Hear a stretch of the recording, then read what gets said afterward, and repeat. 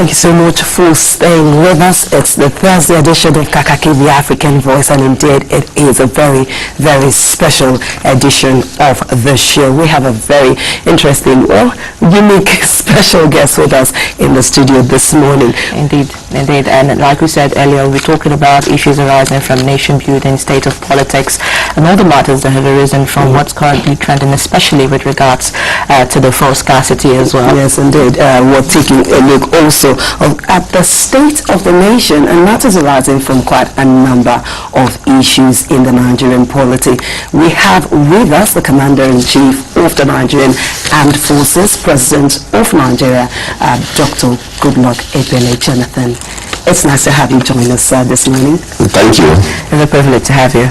I'm sure you're used to waking up this early, like we talked about backstage.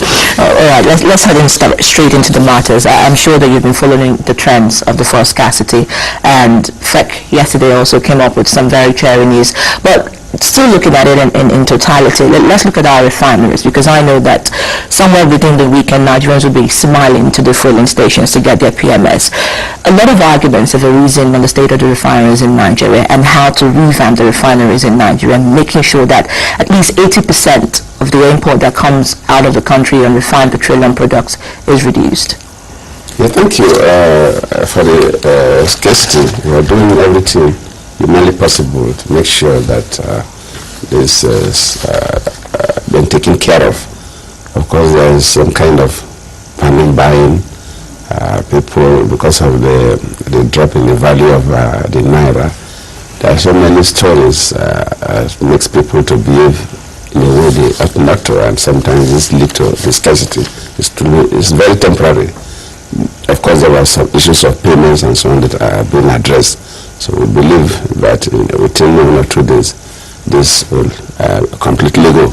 But you are right, until we start refining our crude oil and get our own products here within the country, we cannot get out of some of this.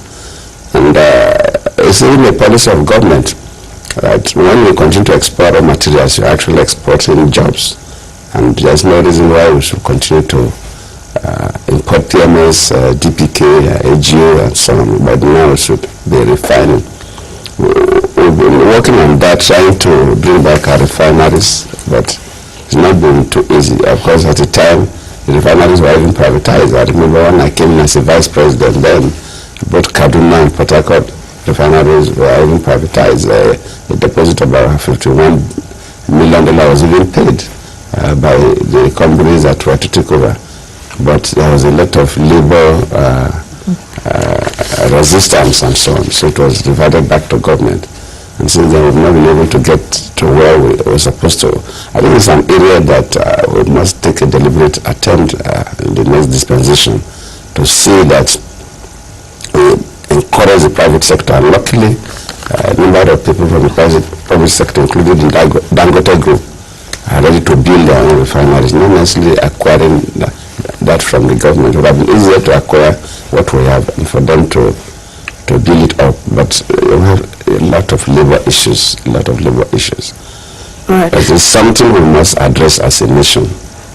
Mr. President, recently, just a few weeks back, the pump price of petroleum products was brought down to 87 naira. Now, a lot of Nigerians were pleased about that, but some also have argued that this is a politically motivated decision because the elections are coming up close. That's why that decision has been taken. And some have dared to say recently that it's also the reason for the fuel scarcity that Nigerians are experiencing right now. What's your take on that? No, it is not politically motivated. I think people play politics for everything in Nigeria, which is quite unfortunate.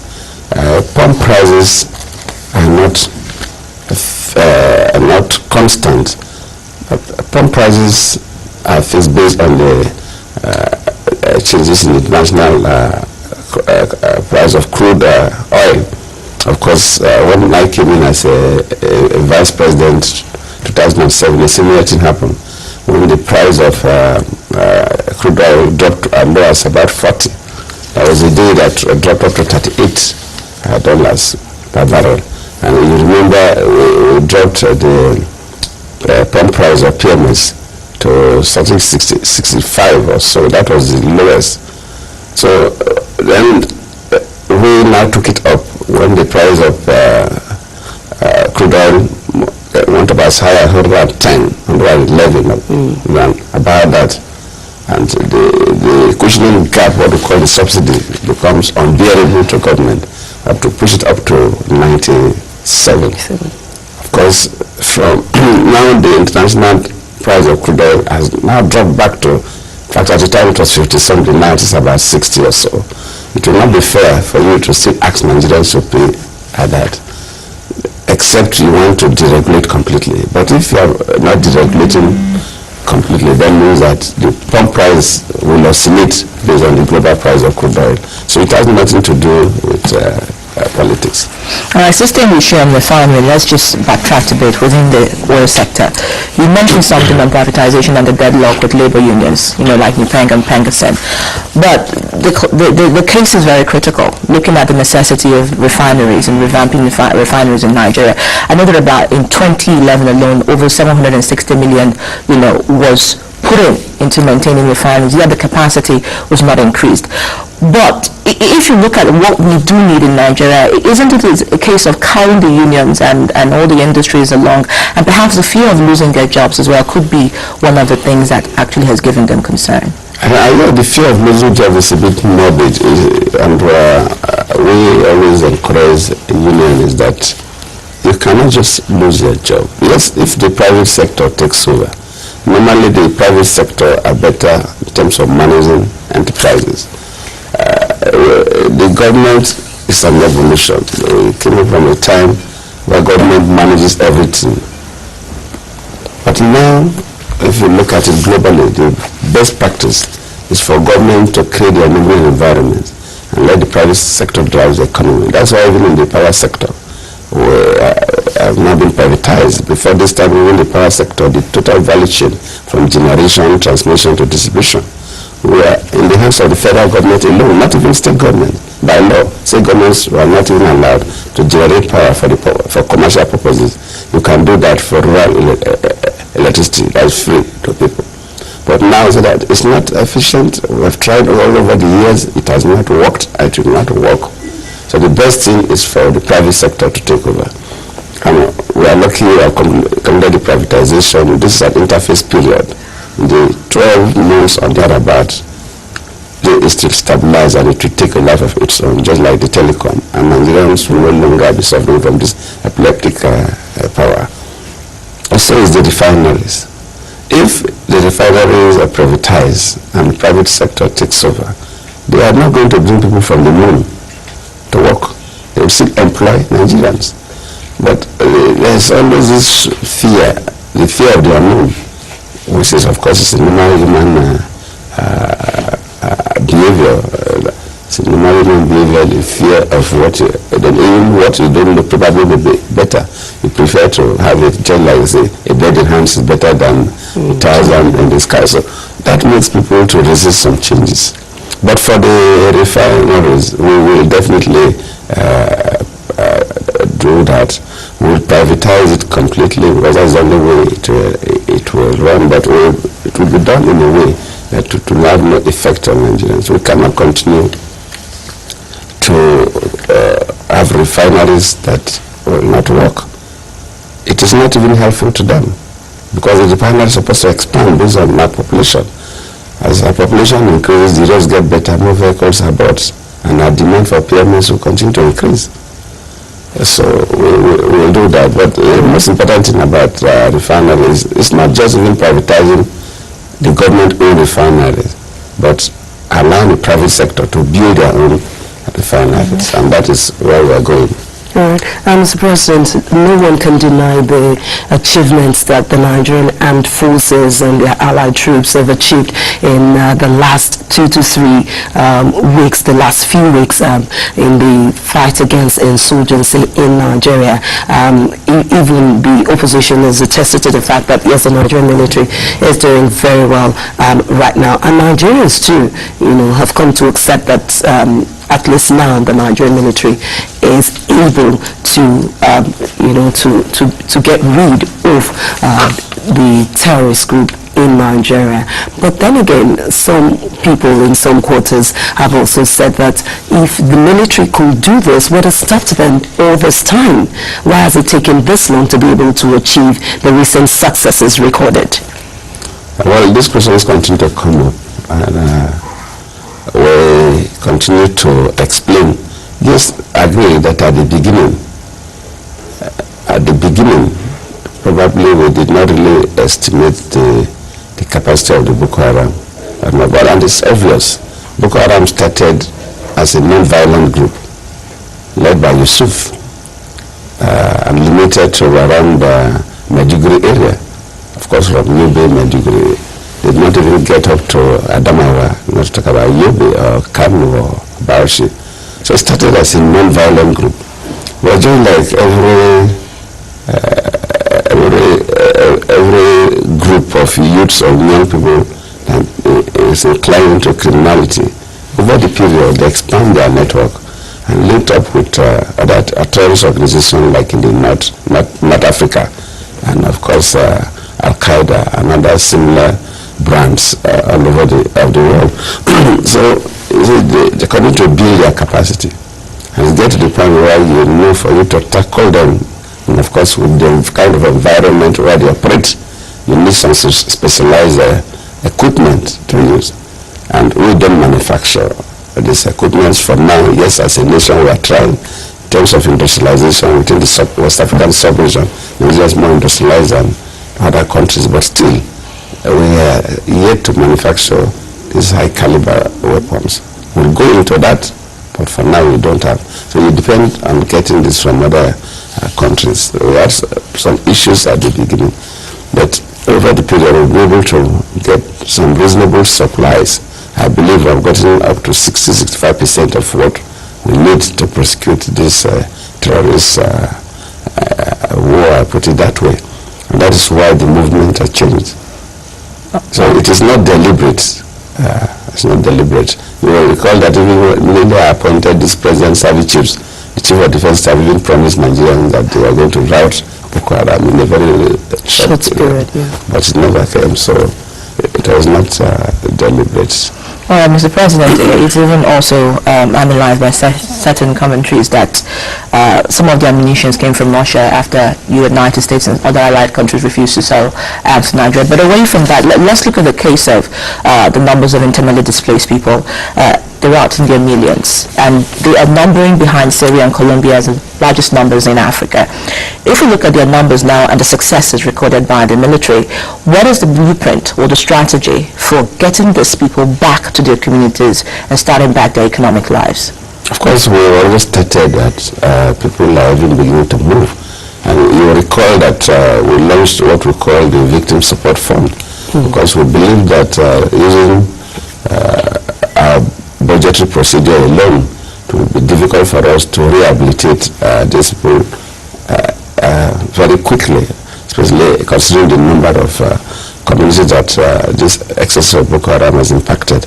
That's why we call the good Nigerians who have the interests of the people at heart to come and donate, and reasonable sums of money have been donated. Not everybody has really redeemed the pledge, but we have some money. So that coupled with what the government has, we'll be able to rehabilitate them, and we're already working on that. Especially in the Adamawa case. Adamawa is almost true. We have the Madagali local government that is remaining. Even the local government headquarters, Gulag, has been taken over by our troops. And I believe before this, before Saturday, Sunday this week, we'll be able to liberate the Adamawa completely. And I also believe that Yobe State may be liberated completely before next week.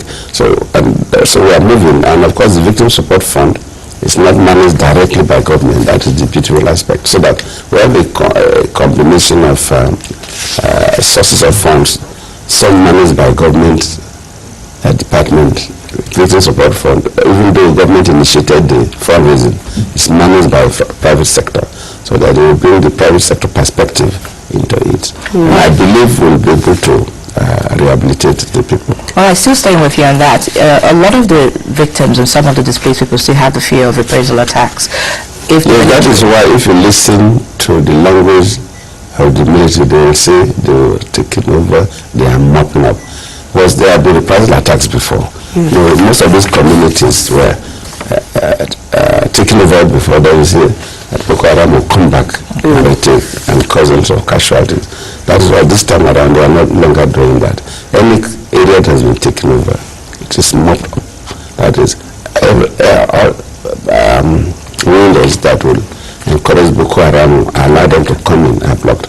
And now it's also better for us because before it was like Nigerian government alone fighting the terrorists. And the terrorists don't respect our international boundaries. When they're under pressure, they can move into Cameroon, move into Niger, move into Chad territories. When there's opening, they come back. But now, because AU have now permitted the Chad Basin countries, Nigeria, Cameroon, Chad, Niger, Benin, and others, to work together to rout the Boko Haram. So all these areas are now blocked. You cannot go into Cameroon territory easily again. You cannot move into Chad because they are also fighting you. You cannot go to Niger because you have the permits to attack. So it's easier for us and it's not easier. So if you listen to what is happening in the past couple of weeks now, we've now heard of a community that has been taken over again by Boko Haram. Wherever we take over, it is in our hands, and until we take over all our territories. Mr. President, with the successes recorded recently, again, a lot of Nigerians were expecting to see the release of the Chibok girls. Hitherto, Nigerians believed that they were in Sambisa Forest, but we do know that it seemed like the Nigerian armed forces have combed through the Sambisa Forest, and the Chibok girls are still nowhere to be found. We stand corrected. We still have reasonable parts of our territories that are in the hands of Boko Haram. We promise that as we will get the gas, because the good story is that they have not killed them, because the terrorists, when they kill, they display, so that they use it to intimidate civil society. So these guys are alive, and so we'll get the gas. Luckily, we are narrowing down the area of their control. We are narrowing down the area of their control, so we'll get them. But there seems to be also a large number of female suicide bombers, lately, and some of also the tension is that maybe perhaps or that these girls are being used as human shields or sensitive targets. It's a fear that is founded based on the fact that the girls haven't been found. But what are your evaluations of this development? The issue of using the girls as shields, of course, they want to use them as a human shield, and that's why the operations are done based on global best standards. You cannot just move in with artilleries and clear the place, because that's why it has to be slow. Because you know that not just these girls, they have kidnapped a number of other young ladies and even young men, and that have been kept in captive. Recently the UB axis, they released over 100 of such captives. People didn't even know because they were picking them in 3, 5 and so on. It was not so celebrated compared to the Chibok girls. And that's why the military are a bit careful in the approach, so that third parties, people who are civilians that are with them, are freed and they don't get killed in the crossfire. Mr. President, just like my colleague said earlier concerning the IDPs, internally displaced persons, now we do know that some of them have shown expressed some worries. In fact, we had a special report sometime last week, and I remember one of the IDPs that were interviewed did say that except there's a barrack built in his village, a military barrack built in his village, he's not going back. How soon, sir, do you think that the IDPs will be able to return home? Some are actually returning. I see the IDPs are not just one camp, and they are not just taken from one particular community. We are talking about so many local governments in Borno State, 2 local governments in Yobe State, about 6 local governments, 7 were in Adamawa State, were under the control of Boko Haram. As we are talking now, in Adamawa State, Madagali is left, and even the Madagali, the local government headquarters, good luck, has been taken over. I remain, so a number of projects have been taken over. I was there in Mubi, where I think also living on the traditional villa. Definitely the palace was empty, but he said that these people are coming back. And I saw people in the community, people are going back. The community is still half empty, but I still see some children now coming back, or some men and some women, of course, with the security. So life is coming back. You see, when a place is under attack, I was suffered that during the Civil War. My community was burned down, everybody disappeared. But when the whole place was liberated, gradually people start coming back. Even this lady says that except the military barracks is built. Yes, at the beginning she would be so scared. So I must have been traumatized from the experiences. But when you see others have gone back, you have 3, 4, 5 friends. If 50% or 60% of them have gone back and nothing is happening to them, and you see that they are living their normal life, you may say, let me also go and try. Of course, I'm not the only person. By the time you go and you see that life has returned back, and you are no longer hearing story of Marodi Boko Haram, as a kid, still is experiencing this feeling because of this reprisal attack we just discussed. You go back to your community, the next night people invade.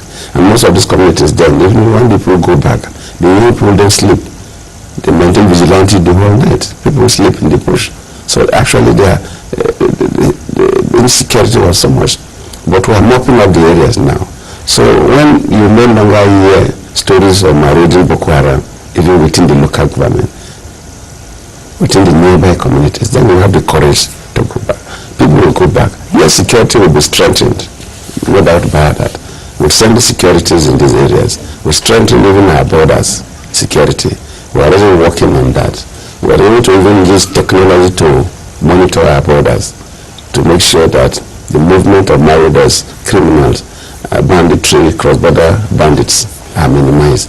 That will be done, especially for these 3 key local government areas.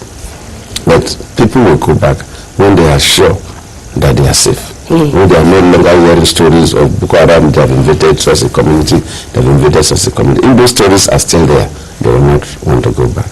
But if they no longer hear stories of Boko Haram invading and taking over communities around, they will have the courage to go back. Mr. President, you're not just here as the President of the Federal Republic of Nigeria, you're also here as a presidential candidate for the People's Democratic Party, and you're seeking re-election. Why should Nigerians vote for you? I believe Nigerians will vote for me, and I want Nigerians to vote for me because we have done well. That sometimes as a government you are busy working, you don't over-advertise what you have done.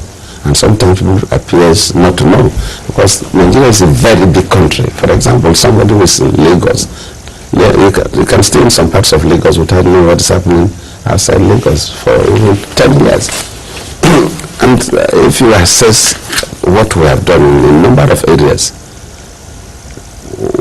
we have done quite well, and I believe that if Nigerians really know where we were before and what we have done over these 4 years of this government, they will want us to really continue to make sure that we at least complete some of these transformation programs. If we take the road sector, for example, people take things for granted. Sometimes people say, memories are short. I remember when I came in as a vice president, I used to tell people, if I go to church, I'm an Anglican. There are some occasions I attend service at the headquarters. My primate then, Akinla, he has retired now. When he will be preaching, he will attack government so viciously about bad roads in this country. Sometimes I even feel ashamed to go to church. I ask myself, why do you go to church? I was just the vice president and we had limited funds. As at that time, we have just about 5,000 kilometers of paved roads, or motorable roads in Nigeria. Okay. You hear the story about the Minister of Transportation then in charge of works. I was just telling you, okay, he inspected a road and it felt very bad. So the story was that bad. Out of the 35,000 kilometers of federal government road, only about 5 were motorable. It was terrible. We have added 20 to that 5. We now have 25. We have not finished the remaining 10,000. 10,000 kilometers is a long distance, of course. And it's not just the kilometers, but even the expansion. We have adrenalized most of these roads. So Nigerians that travel these days, the people that are sincere, are confessing that yes, the roads are much, much better. And that's when we still have 10,000. And if we could cover 20,000 in 4 years, we believe that if we are given the opportunity, the remaining 10,000 will be covered and will open new arteries. So Nigerians will at least drive on good roads across the nation. The power sector, for example, it has been a problem from the days of ECN till now. The only thing is this privatization, just like we talked about refining. We've done the privatization. Luckily, it's one program we've done, and all the participants, quite a number of them from other countries, global players, agreed that it was a privatization process that was done based on global best practice. There were no issues of corruption. Now, some of the GENCO generating plants, some of those who have bought these plants are even doubling their generation capacity. The limitation is the gas issues. We still have problem with supply, maximum supply of gas to these plants. These are, and of course the evacuation of some of the power being generated. So we have this interface of 100% federal government control to 100% private sector control, and the power value chain from generation, distribution, transmission to distribution, which need to be managed delicate. It's a delicate process. If new people just come, they will bastardize the process. And what has not taken will go back to a situation worse than where before. You can go on. Even the agric, we've been talking about agric. I'm listening. You don't need to be the Minister of Agriculture to know what we are doing. You don't even need to be an expert in marketing or in agriculture to know what we are doing. We had a devastating flood in 2012. It was the worst flood in recent history. People of my age have never seen a flood close to that. And people say we will have famine, that there will be scarcity of food. A number of businessmen came to me that, Mr. President, give us waivers to bring grains, rice and others into this country because of the devastating flood. Farmlands were washed out. I called the agric minister and asked, do we have to give waivers for people to bring grains? He said no. That the improvement in agriculture, dry season farming and so on, that we will not suffer from food scarcity. We will never suffer from food scarcity. Price of food remains stable. Even with the drop in the global price of crude oil, that led to the drop, the value of the naira also dropped a little. There are some countries that queue up essential commodities, basic food, where the price of food, even though the value of the naira dropped, naturally, if you are importing the bulk of your food, the price of food would have gone up based on the drop the value of the naira. But the price of foods are still relatively stable because we are producing more food. We have not reached where we want to go because we don't just want to produce more food, but we want to package this food and export to other countries. So we are doing very well there. And if we continue for another 4 years, we'll stabilize in so many areas. If we continue for another 4 years, stable food like rice will not just be producing for our own consumption, but we'll be exporting cheaper rice to our neighboring countries and probably even outside Nigeria.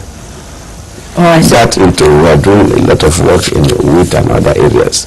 So we believe that in several areas we've tried and we are working very well. We are doing very well.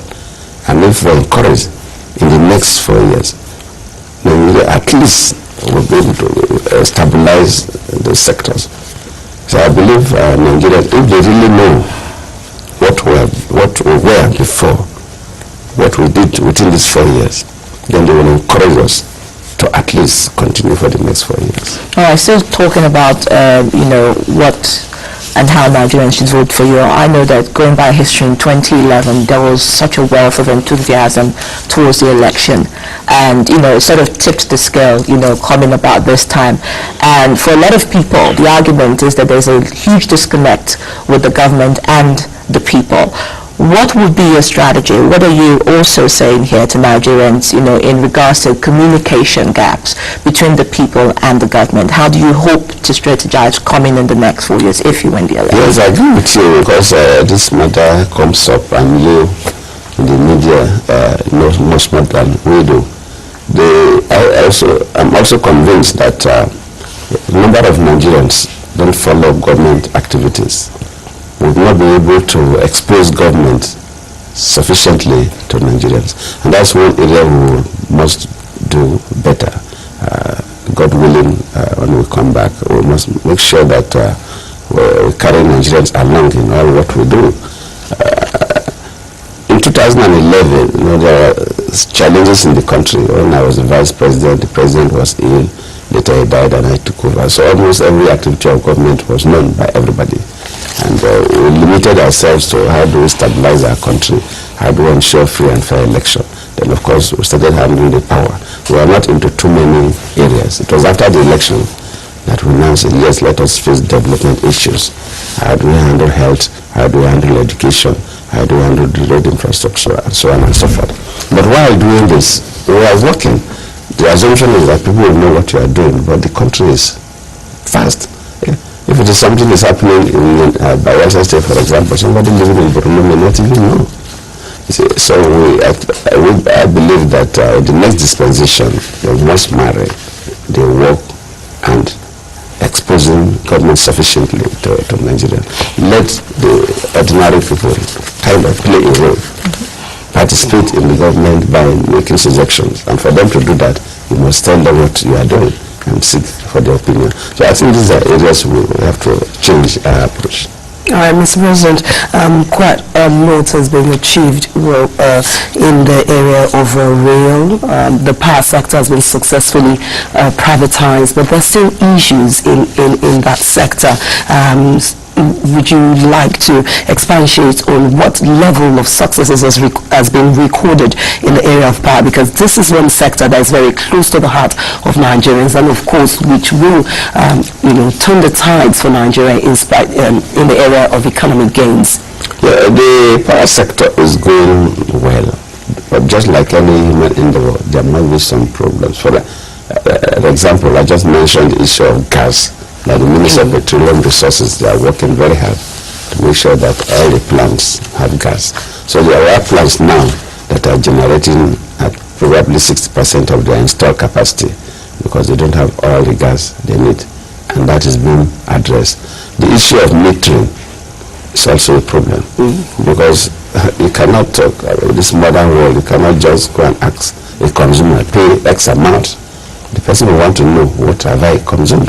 So many consumers don't even have meters. That's why we are even getting facilities to enable the discos, those the companies that distribute the power, to install meters in all the premises of consumers, so that you will know the exact amount of power that you have consumed.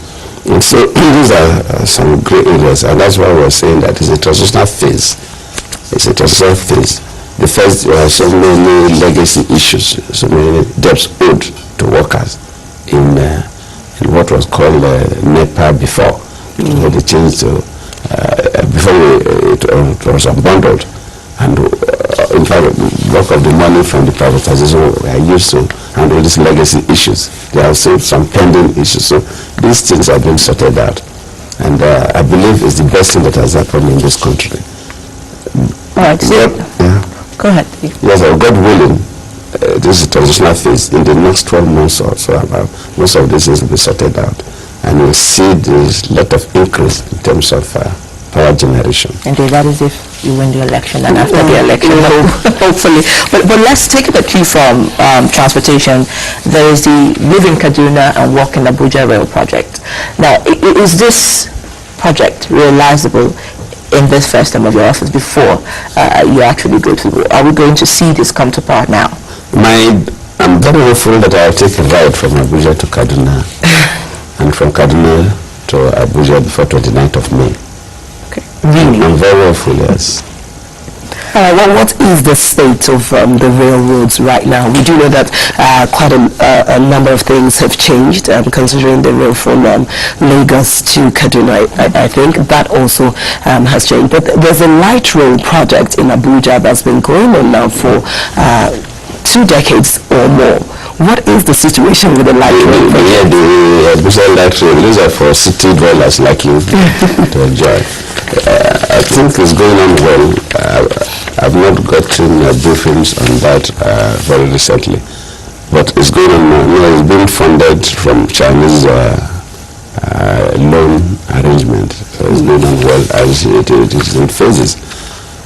But the key thing for the narrow gauge, the ones we inherited from our colonial masters, yes, it may not be very good for moving people, but it's slow because it was designed to carry raw materials from hinterland to our coastal areas for export. But we still believe that we have to refurbish those ones because, yes, it's even being used for human transportation.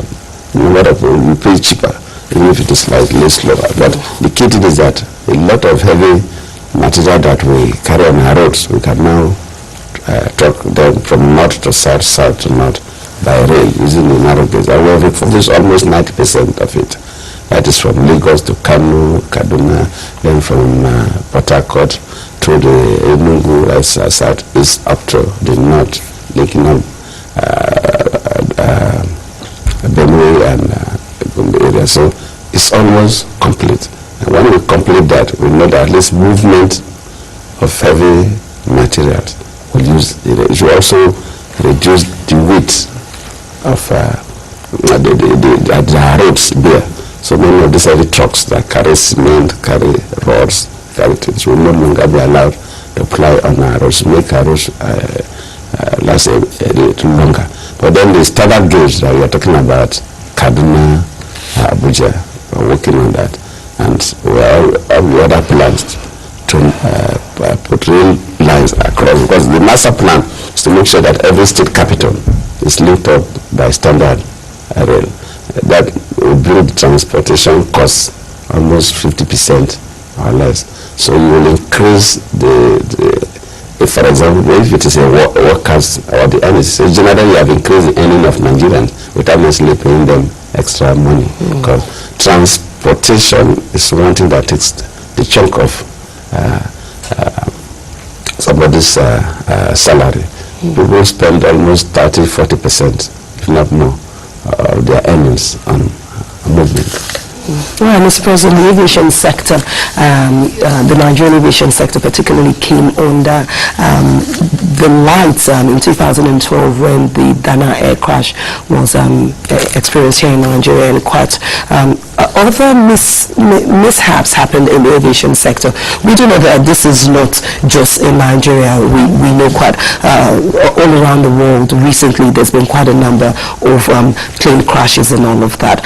But what would you describe as the major, if not the biggest achievement of your administration in the area of aviation? If you look at the aviation, as you mentioned, we had very ugly incidents not too long ago. Still, while I'm here as a president, which is just about 5 years, the Dana crash. Also, this other crash that killed the former governor of Ondo State. So we have these mishaps, and that's why the issue of security is key. One of the things we are quite pleased with is the total radar coverage of our airspace. Before, we don't have that kind of total radar coverage. And when we don't have the total radar coverage, it's difficult for you even to facilitate in terms of the security, because wherever an aircraft is in the air, it must be located at one point or the other. And we've done that. One of the areas that quite worrisome is the issue of terminal buildings. For those who come to the country, the first impression of a nation is when you pass through the airport. Our terminal buildings were actually in a very bad state. Now there's improvement. We've not really completed these terminal buildings. We are doing a number of them. remodeling of terminal buildings, and in some cases building new ones. Yes. But at least a significant improvement. So the key thing about the aviation sector is not necessarily the number of airlines a country has, because especially for international flight, other companies can fly in and out of your country. Even for domestic flights, you can allow people to come and set up aviation companies that will fly. Only local companies can have alliances where I work with others. But the key thing is the safety and the quality of the terminal buildings, which we are addressing.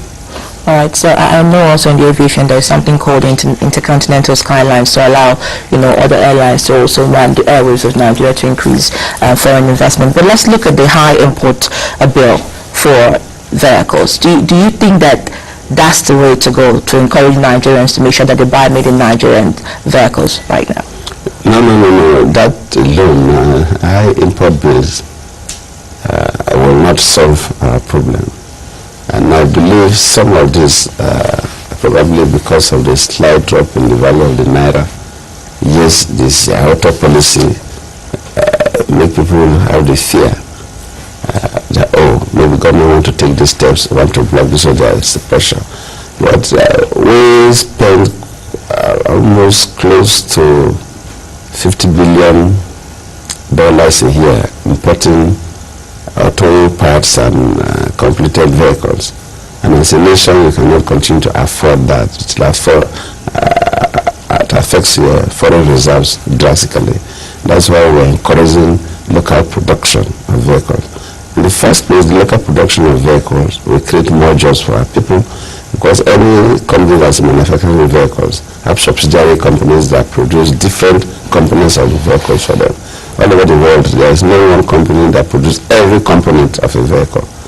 They have, so every major company that is producing vehicles will have almost sometimes up to 20 different companies producing little components of this, and all this tends to create more jobs for the country and create also stimulate the local economy. But the prices that people are talking about is probably the policy of controlling the issue of Nigeria being a dumping ground for all kinds of vehicles that are almost dead. Some of them really pass to the customs they cannot even use. But it's not an answer to it, and all this will be controlled. So we cannot say that Nigerians will not drive the cars they want. Yes, Nigerians, if you have the money, you can buy. So be able to drive the best car. Nigeria is a free society, so they can.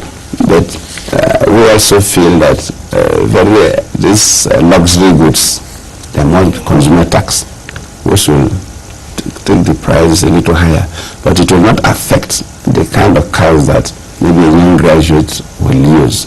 But those people who are fairly okay, who want to drive the vehicles of multi-million vehicles, they have a little more money, so they should be able to assist government, so they should be able to pay some consumer taxes, but it will not be all grace of cars. I may not give you details, but the minister in charge of trade can give you details, but the pricing, what you call the high import values, does not affect our goods of cars. You're still talking about... Because we prefer a situation where we should have, instead of even having the second-hand cars, we should be able to use 1.something to 2.something million to buy a new car made in Nigeria.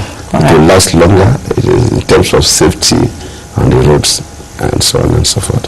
All right, still talking about young graduates and affordability of lifestyle. Let's look at job employment. When you look at the brochures of what the government is doing, agripreneurs, we saw the AgroFest and a lot of the options and initiatives done by the government. It is quite commendable. However, there still seems to be, by a lot of people who have mentioned, a large disconnect with the teeming unemployed youth in Nigeria with understanding when there is a job in offer or in the market.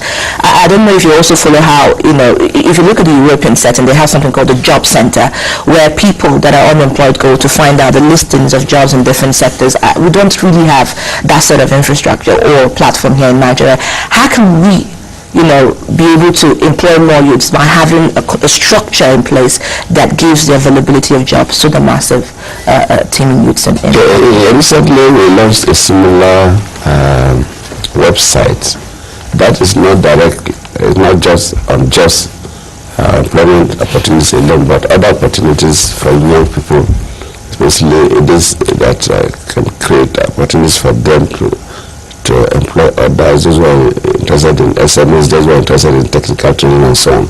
So it's being linked up. I agree with you that wherever we don't have a nation, we don't have that.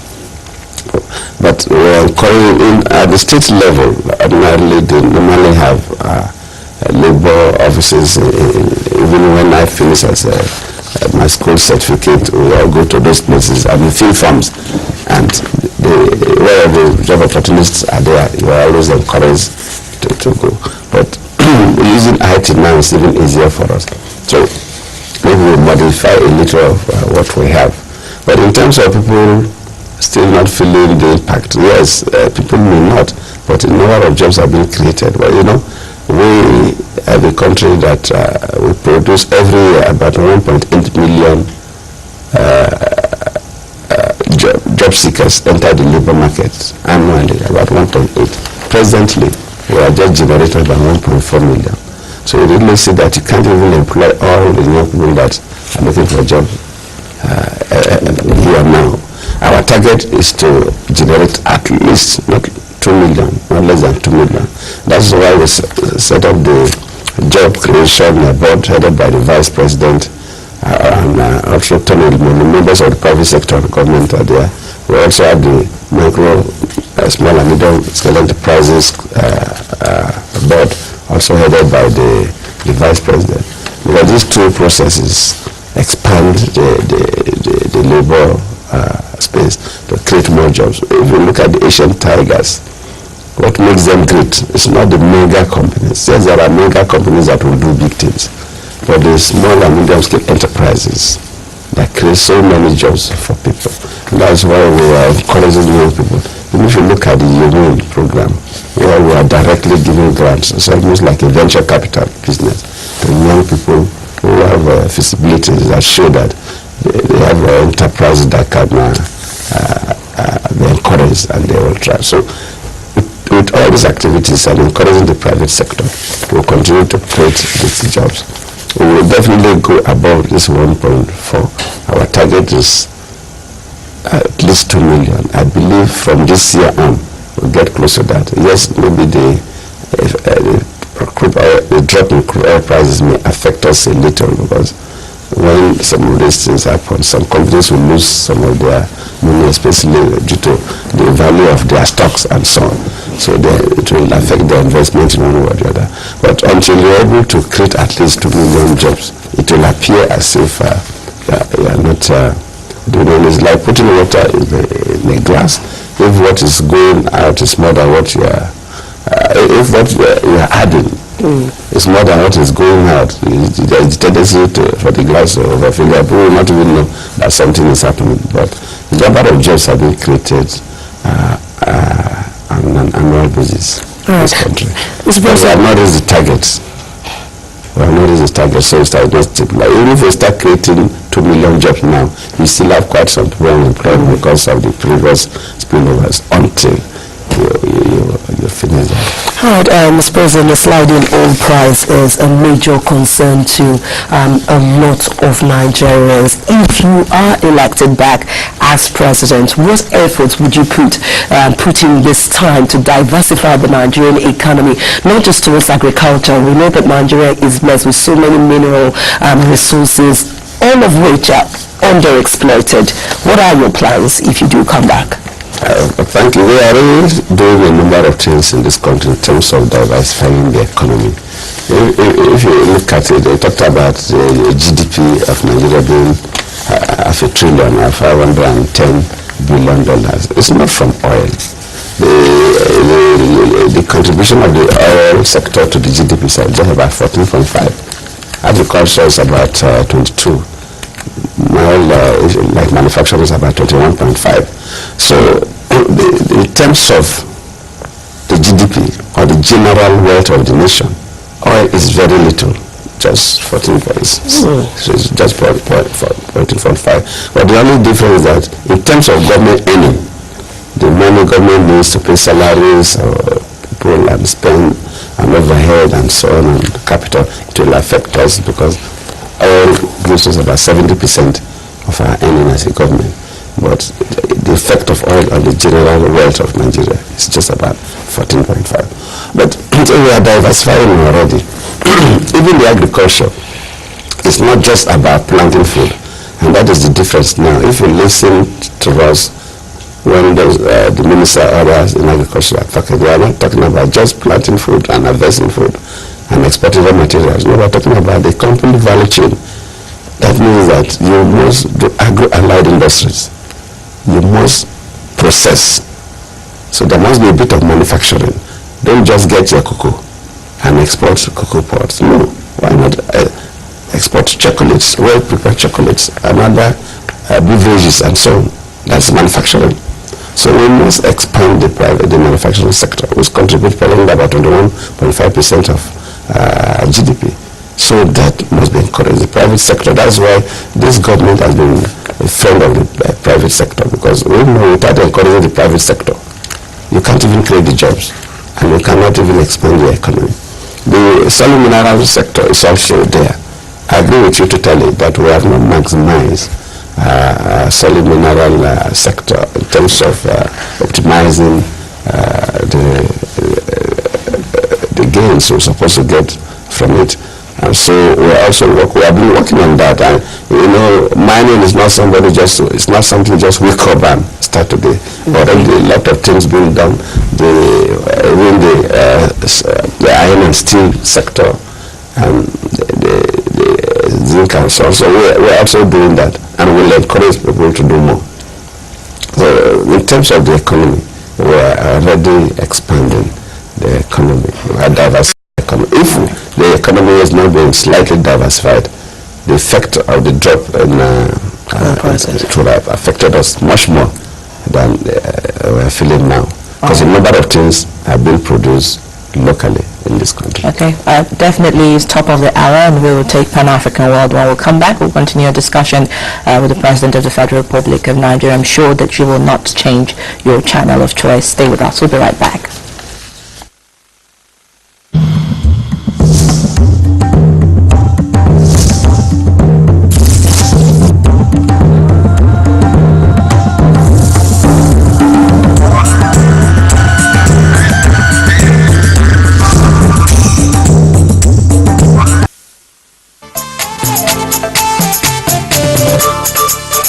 Africa, you see. Africa, you know.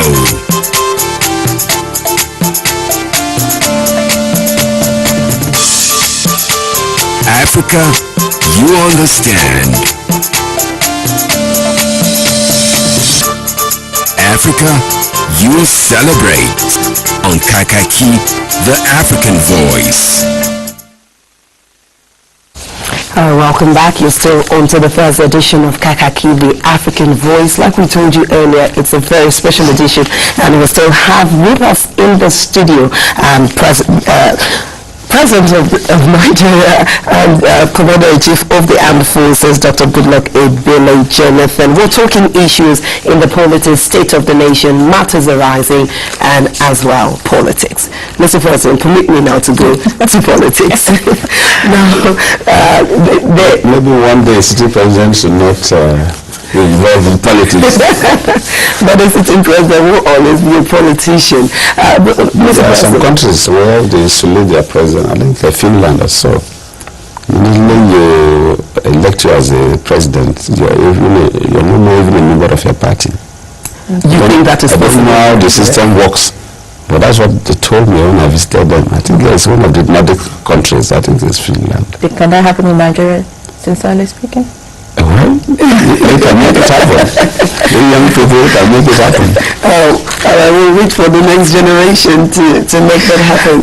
Mr. President, as the presidential candidate for the People's Democratic Party, in 2011, it was what I I will call maybe an easy ride for you in 2011. It was a landslide victory for the PDP, and a lot of political analysts believe that the PDP took for granted, the fact that there is an opposition, and when the opposition came together, the All Progressive Congress was formed. The PDP suddenly realized that it's not business as usual. There's a bigger contender than there was in 2011. Has this affected your campaigns? Or has this affected your plans? Has it affected your projection for the next 4 years in any way? Specifically for the election, yes, I agree with you. In 2011, there were 4 strong parties. At least the PDP was a strong party, the ACN was strong, CPC was strong, and APC the ANPP. So we had 4 strong parties with 4 presidential candidates sharing the votes of Nigerians. So I agree with you, it was easier because PDP is still the dominant party. There is no polling unit, that is the smallest unit of our own political structure, is the polling unit where you go and vote. There's no polling unit in Nigeria that you don't have members of PDP. Yet for one reason or the other, within the party, people get angry. They may even vote against PDP. But in terms of membership of PDP, there's no party that has that spread, that every polling unit, you have people who tell you we are members of PDP. No other party has that. So PDP still have the most formidable structure. PDP still have the better chances of winning a national election. But 2011, I agree with you. There are 3 people that fought with PDP in terms of presidential election. So it was much easier.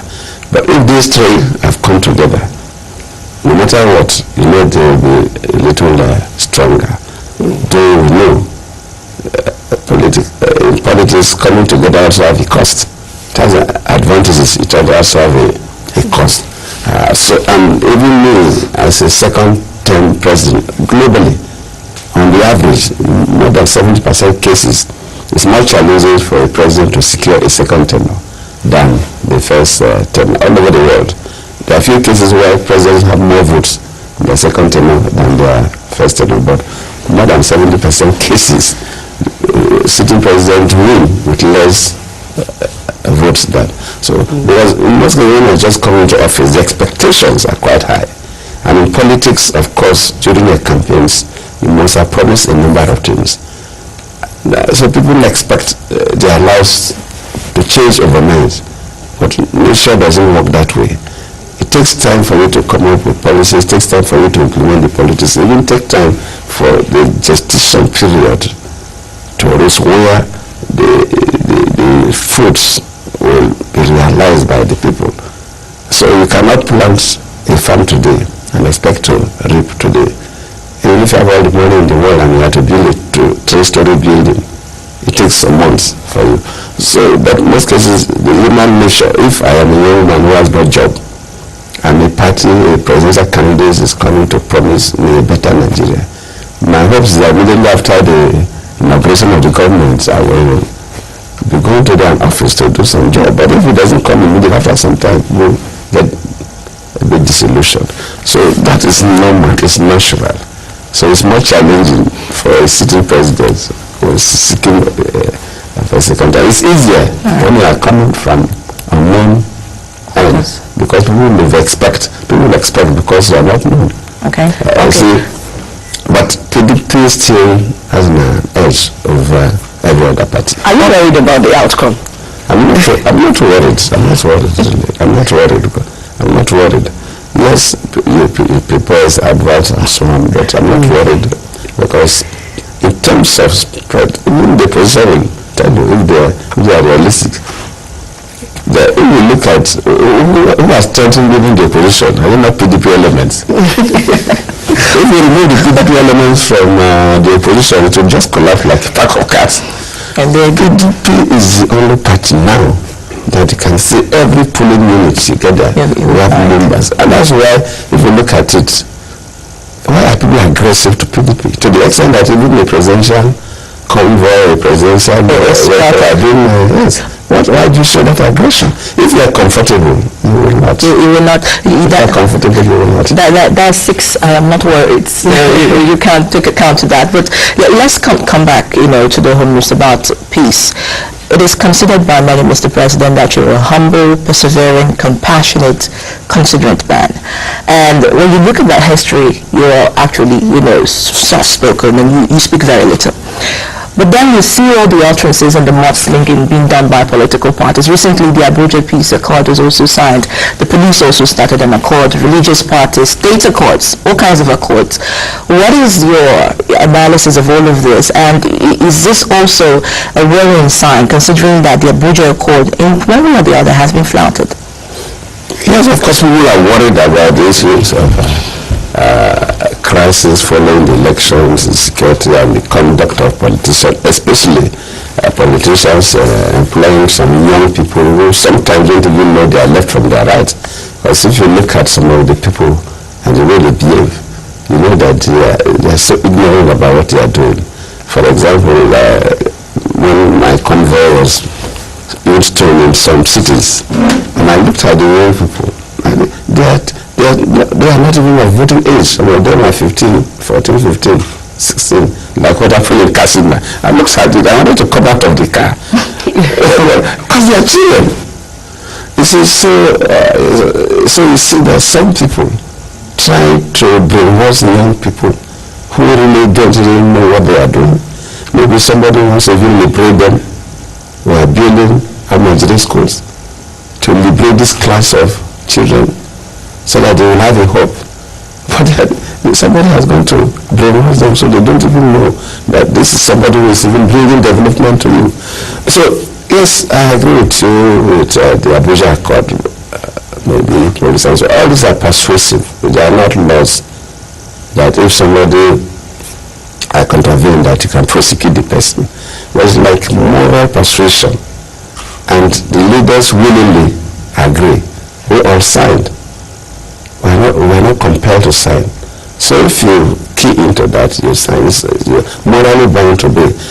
But I think it helps. In one way or the other, it is helping. Most of the results may not be so obvious, but it is helping because it tells the average politician that, look, violence will not solve the problem. And I always say, and I maintain it, that there's no reason for us to be so violent. There's no reason for people to kill or destroy because you want an office. Yes, in Africa, elections have those kind of symptoms, not just in Nigeria. Even in Nigeria, maybe from the First Republic, those of you who read about political history, you know what happened in the First Republic. Of course, Second Republic, also there are some issues in some parts of the country. Of course, the aborted Third Republic was not completely free. Even the present Republic, there were challenges. Even like in my state, we couldn't conduct election in December 98 when all the other state elections, government elections were conducted because of security. That was general security challenges. So these things have always been there, but we'll manage it. But we use this as opportunities to plead with fellow politicians that first and foremost, we must have a country before we can seek for any office, be that of a councillor at the local government level, a senator at the federal level, or a governor of a state, or a president of a country. Talking about joining issues, I know that there is a debate on the March 22nd organized by the NADJ. Nigerians want to know what your prospects for the future come the next 4 years will be. Will you be at that debate for Nigerians to have the experience of what you will be bringing to the table on issues? Yes, if I'm called for debate even today, I will go. Because I'm a public servant. Nobody compelled me to come and contest election as the president of Nigeria. I feel I have something to offer. I feel I can serve. So there's no way I'll keep away. If Nigerians call me that, look, we need to listen to you. Come and tell us. We have questions you should answer publicly. I will, even in the night. Mr. President, at this critical stage of campaigns, what would be your advice for Nigerians? When the elections were February 14th, quite a lot of people traveled out of Abuja, traveled out of some parts of the north to go back home where they felt, where they feel that it would be relatively peaceful for them and they would be able to control their own security. Well, unfortunately for those people, the elections were moved forward. So, but the worry is that what would be the situation in the country after the elections? So what would be your advice to Nigerians? My advice to Nigerians is stay wherever you register to vote and cast your vote, because you must participate in installing a government. You must play a role in deciding who governs you. It's not necessarily that the person you vote for will win the election. You may want a particular governor, you may lose. You may want a particular president, you may lose. But you will be happy that at least you participated. If you refuse to vote and the very person comes into power, you and me will suffer. In terms of security, we are doing everything. Everything will be done to make sure that people are safe. The experiences we had in 2011, we never envisaged that people will go to the extent of going to kill. We lost 10 million people. And those people were not killed even at the time the results were declared at those polling units. It was when the overall result was being declared in Abuja. People reacted because they believe a particular person of their choice supposed to have won, according to them, the presidential election. And since the person was losing out, they started this crisis. Now we know that such things could come up again. And that's why we are taking every step to make sure that it doesn't come. So people should stay back home and vote. They will be protected. And do you still maintain that May 29th handover date is sacrosanct? Definitely. Listen, I don't know why people insinuate. I think there are some Nigerians that are bent on creating crisis in this country. There was no reason at all for anybody to doubt that date. No reason. No reason. Well, you just cannot.